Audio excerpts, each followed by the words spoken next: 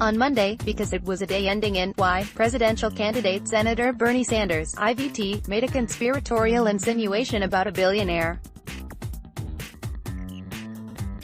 reiterating his standard stump speech complaint that Amazon does not pay federal corporate income taxes, which is both true and incomplete. The company paid more than $1 billion in non-federal income taxes in 2018, and got to its federal zero by making the kinds of domestic investments that Congress deliberately incentivizes. The Democratic Socialist then appended a "just asking questions" brain teaser. "I talk about that all of the time," Sanders noted.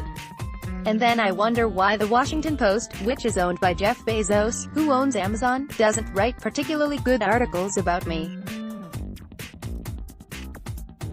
I don't know why, because this sophomoric shade was thrown at a prestigious media outfit rather than a politically reviled industrialist. America's journalistic outrage machine cranked up into high gear. Contrary to the conspiracy theory the senator seems to favor, Washington Post executive editor Marty Baron said in a statement Monday night, "Jeff Bezos allows our newsroom to operate with full independence, as our reporters and editors can attest." Outlets from NPR to The Point or Institute to GeekWire noted that the senator's crack sounded like Trump.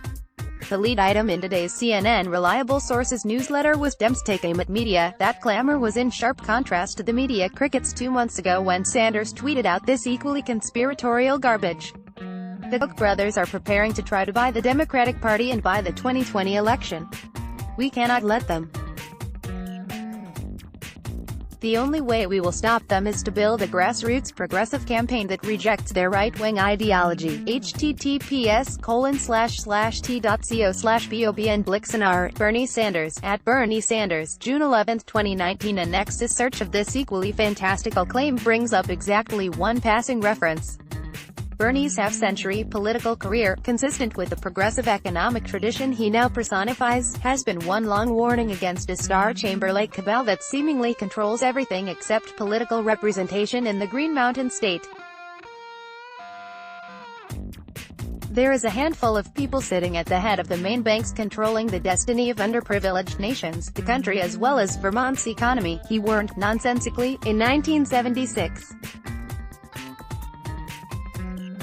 The real issue, he said in a presidential debate 4 decades later, is that Congress is owned by big money. Harmless hyperbole, you say? Hardly. Consider that while the Veterans Administration healthcare system was breaking down all around him in 2014, Sanders, then chairman of the Senate Veterans Affairs Committee, was affixing his ire on an alleged concerted effort to undermine the VA, led by the Koch brothers and others, as the New York Times would later recount. Despite mounting evidence of trouble at the Department of Veterans Affairs, Sanders initially regarded the complaints as overblown, and as a play by conservatives to weaken one of the country's largest social welfare institutions. What about his oft-repeated claim that a Koch-backed group was attempting to privatize the VA? 3 Pinocchios, declared the Washington Post's fact-checker. Charles and David Koch, the latter of whom used to sit on the Reason Foundation's board of trustees, are Bernie's favored target for unhinged speculation. Open borders, he famously said in a 2015 Vox interview. No, that's a Koch brothers proposal, so you'd think that dastardly duo might not be so fond of our restrictionist president? Not. Let us be clear, Sanders said last year. You have the Koch brothers, having enormous power over the Trump administration.